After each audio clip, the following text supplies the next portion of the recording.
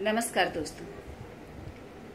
तो दोस्तों, मैं आपको बता रही थी कि किस तरह से लक्ष्मी जी ने धन कुबेर को और विश्वकर्मा भगवान को बनाने के लिए दिया कि आज्ञा दी कि आप जाइए धरती पे, जैसा पार्वती जी ने सोचा है एक वैसा ही महल बनाइए। सोने का महल होना चाहिए, पूर्ण रूप से वो महल जो है वो सोने का होना चाहिए। वहाँ पे सभी समृद्धि, सुख समृद्धि सब कुछ होना चाहिए। और धन कुबेर को आज्ञा दी उन्होंने कि आप अपने कुबेर का पूरा खजाना जो है वो खोल दीजिए, ताकि उस मंदिर के निर्माण के लिए, उस भवन के निर्माण के लिए में कोई भी एक भी गलती जो है वो ना रह जाए, एक मिस्टेक भी ना दिखे। दोनों ने अपनी आज्ञा मानी और आज्ञा मानने के बाद आ गए धरती पे आ गए और स्वर्ण महल का निर्माण होने लगा। अब उसी लंका की धरती पे स्वर्ण महल का निर्माण कर रहे हैं विश्वकर्मा जी। धन दिया कुबेर जी ने। जो कुबेर एक रिश्ते में रावण का भाई है, लेकिन वो बहुत पुण्यात्मा है, इसलिए वो लक्ष्मी के पास रहता है। और रावण ने धरती पर जन्म लिया।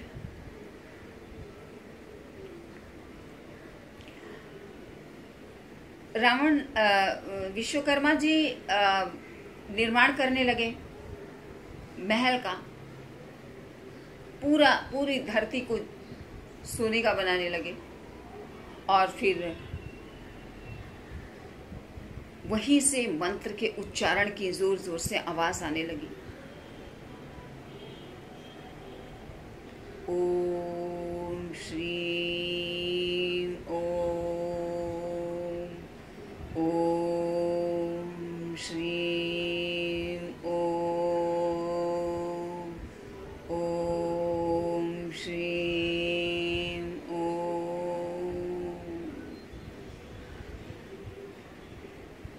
लक्ष्मी जी का इधर जप हो रहा है और उधर लक्ष्मी लक्ष्मी, सोना ही सोना, सोने का महल बनने लगा।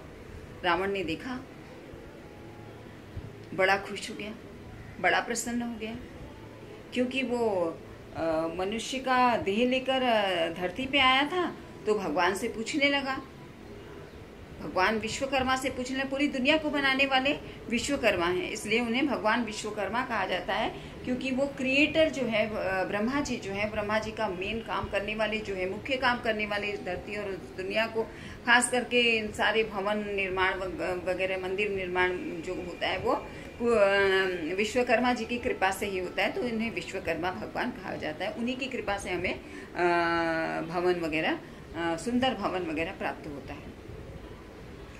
तो रावण तपस्या में लीन था, बिल्कुल तपस्या में लीन, एकदम तपस्या में लीन हो गया, इतना लीन हो गया तपस्या में, वो शिव की तपस्या में, शिव की आराधना में, शिव की आराधना, शिव की आराधना और लक्ष्मी की आराधना।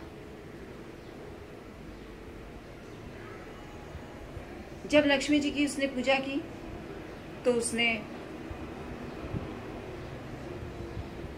विष्णु को याद नहीं किया। जब शिव की उसने पूजा की तो उसने शक्ति को याद नहीं किया। महल किसकी कृपा से बना था? शक्ति की कृपा से। और विष्णु किसकी, लक्ष्मी किसकी प्रिया थी? विष्णु की प्रिया। तो एक तरफ तो वो लक्ष्मी जी और शिव जी को उसने पूरी तरह से मना लिया था, और दूसरी तरफ पार्वती जी को और श्री विष्णु भगवान को पूरी तरह से वो अपना निग्लेक्ट कर चुका था, आप कह सकते हैं। देखते ही देखते भवन निर्माण हो जाता है, और भवन निर्माण के बाद रावण भी बड़ा हो जाता है। सालों तपस्या करता है तो बड़ा भी हो जाता है बहुत ही। और तपस्या करने से, पूजा पाठ करने से, तपस्या करने से इंसान निखर भी जाता है और अद्भुत क्षमता हो जाती है उसके अंदर। और बहुत ही इतना उसका ऑरा पूजा पाठ से हो जाता है कि उस सारे क्षेत्र में पूरी लंका जब सोने की तैयार होती है तो रावण के ऑरा से पूरी लंका जो है उस तेज से पूरी चमक उठती है। जैसे ही रावण आँख खोलता है और देखता है लंका, लंका की नगरी पे उसका जाता है नजर, वो सोचता है किसका भवन बन गया ये। तो बताया जाता है कि ये शिव जी का भवन है। बोलता है अरे वाह, मैं शिव जी की तपस्या कर रहा था और शिव जी भवन बना रहे थे, लगता है शिव जी मेरे लिए ही भवन बना रहे थे।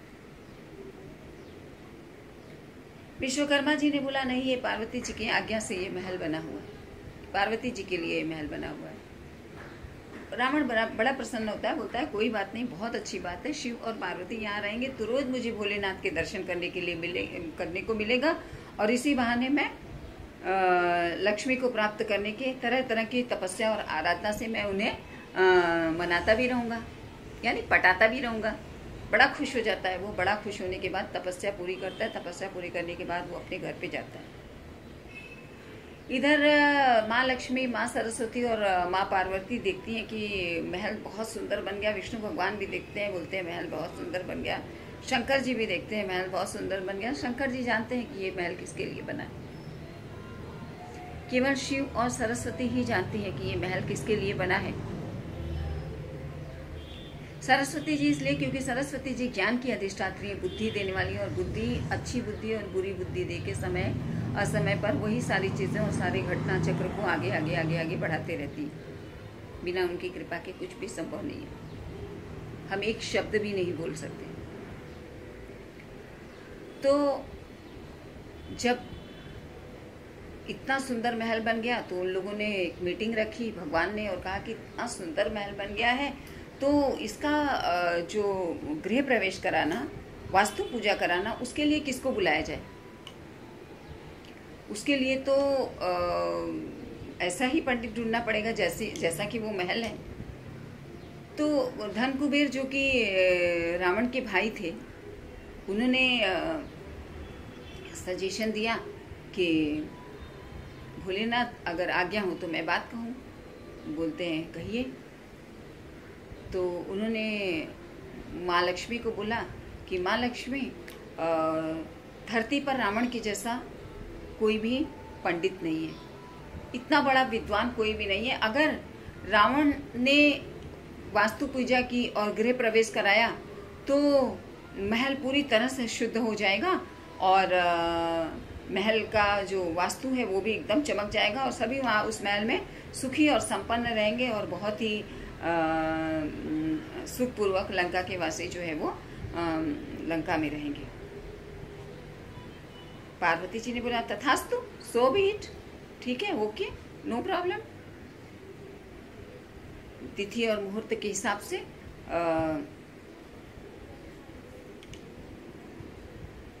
मुहूर्त निकाला गया। सभी आए, धरती पे रहने वाले, आसमान में रहने वाले, देवी देवताओं, मनुष्य, सभी गण, यक्ष, गंधर्व, बहुत बड़ा, क्योंकि बहुत बड़ी लंका बनी थी, बहुत बड़ा महल बना था। पहला महल ऐसा था जो धरती पे बनाया गया था सोने का। तो सभी आए। रावण के पास निमंत्रण गया। रावण ने निमंत्रण को एक्सेप्ट कर लिया, बड़ा खुश हो गया कि अरे वाह, चलो कोई बात नहीं, महल ना सही लेकिन महल का गृह प्रवेश कराने का, इतने बड़े महल का गृह प्रवेश कराने जा रहा हूं जहां सब आएंगे और जहां लक्ष्मी भी होगी। आज मैं देखूंगा लक्ष्मी के को साक्षात रूप में। बहुत तप किया है मैंने कि लक्ष्मी कैसी है और क्या है, और जो मैंने उसकी इतनी तपस्या की है, क्या उसकी नाराजगी मिटी है? क्या वो अब भी मेरे पास आने के लिए तैयार है? और अगर नहीं आई तो तमाम तरह से वो सोचने के लिए तैयार होता है, क्योंकि वो अपने पास लक्ष्मी को रखना चाहता है। लक्ष्मी से वो विष्णु को छीन लेना चाहता है, क्योंकि लक्ष्मी ने श्राप दिया है ब्राह्मण समाज को, तो लक्ष्मी से को विष्णु से छीन के वो लक्ष्मी को, विष्णु को श्रीहीन कर देना चाहता है। लक्ष्मी को अपने पास रखना और लक्ष्मी का एक हिस्सा धन दौलत को अपने पास रखना, इन दोनों में फर्क है। जब हम सिर्फ लक्ष्मी की आराधना करते हैं कि माँ आप मेरे साथ रहो, माँ मेरे साथ रहो, तो फिर हम चाहे भूखे रहें, प्यासे रहें, कैसे भी रहें, हमें लक्ष्मी की जरूरत नहीं है, क्योंकि माँ तो हमारे साथ है ही। और कम से कम ऐसे जीवन में कुछ नहीं होगा तो संतुष्टि तो होगी ही। और जब हम मटेरियल में चले जाते हैं कि माँ मुझे घर दे दो, माँ मुझे गाड़ी दे दो, माँ मुझे ये दे दो, माँ मुझे वो दे दो, तो हम उन चीज़ों में रहते हैं। वो माँ का स्थूल रूप होता है, वो माँ की कृपा होती है कि माँ मुझे खाना दे दो, माँ मुझे कपड़े दे दो, माँ मुझे भूख लगी। लेकिन अगर माँ ही साथ में हो तो ये वाली बात। गृह प्रवेश होता है। गृह प्रवेश के बाद ब्राह्मण से पूछा जाता है कि दक्षिणा। शिव और पार्वती बैठते हैं उस महल में। शिव को तो कुछ चाहिए नहीं, पार्वती जी की इच्छा थी। सारे देवी देवता आते हैं। रावण बहुत अच्छी तरह से वास्तु पूजा और गृह प्रवेश कराता है। सभी प्रसन्न हो जाते हैं। पूरा वो क्षेत्र जो है वो मंत्रोच्चार से गूंज उठता है। अंत में पूछा जाता है कि दक्षिणा। तो रावण कहता है दक्षिणा में मुझे ये श्रीलंका चाहिए। श्रीलंका, जहाँ सिर्फ श्री ही श्री दिखती है। चारों तरफ दृष्टि डालते डालते वो एक नज़र माँ लक्ष्मी के पास देखता है। बोलता है आपने ब्राह्मणों को श्राप दिया है और मैंने हठ किया है कि मैं एक दिन आपको अपने पास रखूँगा और ज़रूर रखूँगा। आज मैंने दक्षिणा में ये महल लिया है, कल इसी महल में आपको विष्णु को छोड़कर मेरे साथ रहना पड़ेगा। दोस्तों, इसके आगे की कहानी मैं आपको अगले एपिसोड में बताऊंगी। अगर आपको ये कहानी पसंद आई हो तो लाइक कीजिए।